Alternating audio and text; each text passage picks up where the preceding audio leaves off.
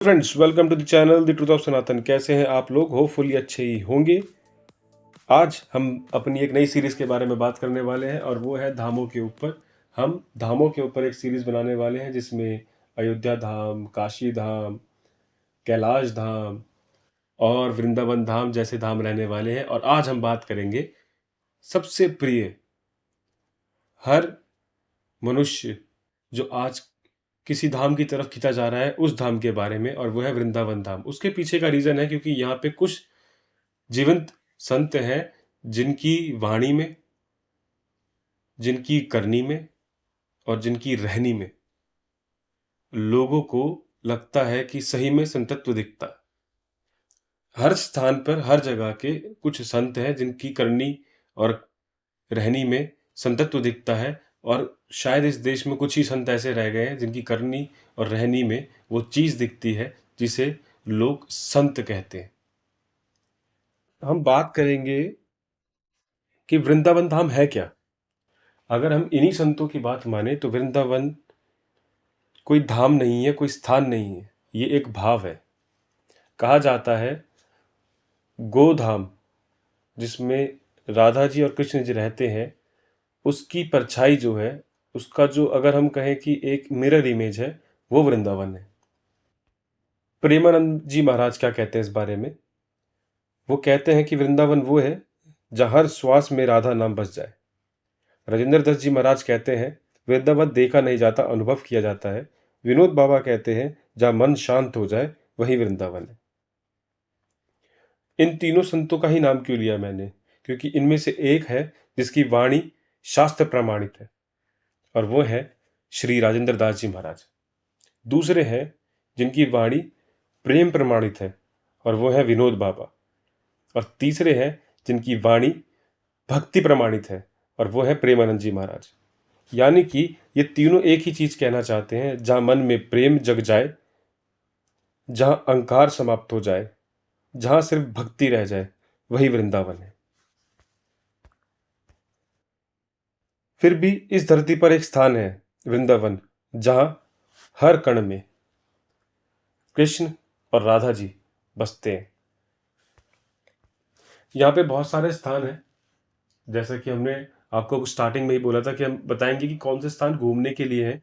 आप एक दिन में बहुत सारे मंदिर कवर कर सकते हैं, लेकिन जो यहाँ पे मेन मंदिर है वो है बाके बिहारी जी, राधा रमन जी और राधा वल्लभ जी। बाके बिहारी जी, राधा रमन जी और राधा वल्लभ जी ही क्यों? क्योंकि इनका प्रागट्य कुछ संतों ने करा है। जैसे कि बाके बिहारी में श्री हरि स्वामी संत स्वामी हरिदास जी, बाके बिहारी जी जैसे संत स्वामी हरिदास जी की भक्ति, उससे प्रसन्न होकर राधा कृष्ण जी स्वयं प्रकट हुए, और उन दोनों का जो मिश्रित रूप बना वो बना बाके बिहारी जी। ऐसे ही राधा रमन जी, राधा रमन जी गोष्टा गोपाल जी अपने शालिग्राम की पूजा करते थे, और जब उनके मन में एक तीव्र चेतना हुई कि मुझे सेवा करनी है राधा रानी जी की और कृष्ण जी की, तब उसी शालिग्राम से जो विग्रह प्रकट हुआ वो है राधा रमन जी। और सेम ऐसे ही हमारे राधा वल्लभ जी। यहाँ पे ये माना जाता है कि राधा जी अदृश्य रूप में विराजमान है, और ये एक लौते ऐसे कृष्ण हैं जो हमेशा दुल्हा बने रहते हैं। लेकिन इस स्थान में एक ऐसा गुप्त स्थान है जिसे गुप्त वृंदावन भी कहा जाता है, वो है तटिया स्थान।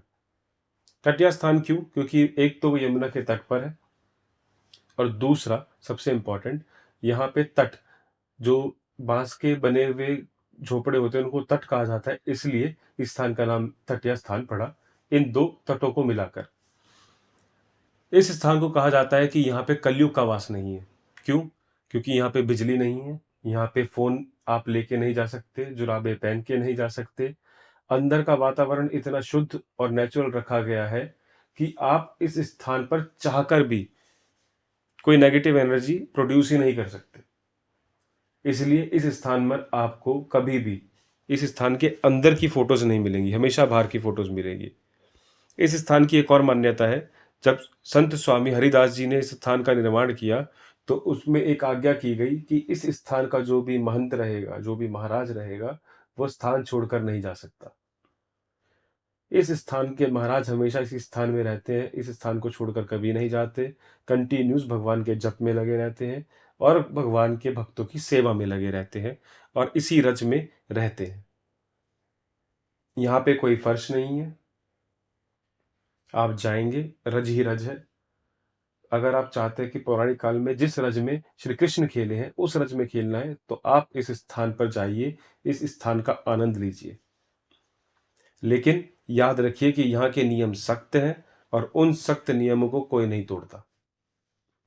वृंदावन में एक चीज और फेमस है जो आजकल ट्रेंड में चल रही है, और वो है वृंदावन कॉर्नर।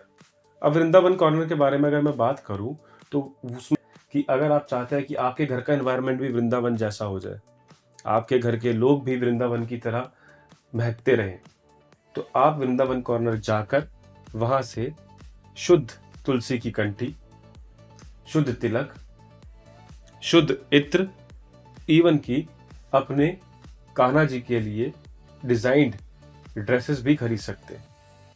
बेसिकली इनके इंस्टाग्राम के लिंक बायो में मिल जाएगा आपको, आप जाइए, सर्च कीजिए, एकदम प्योर चीज मिलेगी और ओरिजिनल चीज मिलेगी, तो उसमें कोई डाउट नहीं है। जाइए और अपने घर का एनवायरनमेंट भी बिल्कुल वृंदावन जैसा कीजिए। एक चीज और जो वृंदावन को खास बनाती है, कहा जाता है कि जीवन के अंतिम समय में अगर कोई वृंदावन में रहे तो आत्मा को शांति मिलती है। महान संत नीम करोली बाबा, उन्होंने भी अपनी आखिरी श्वास वृंदावन में ली। राधा और कृष्ण का प्रेम आज भी वृंदावन में जीवित है। वृंदावन एक जगह नहीं, ये एक बुलावा है। अगर बुलावा आया है तो आप जरूर जाएंगे।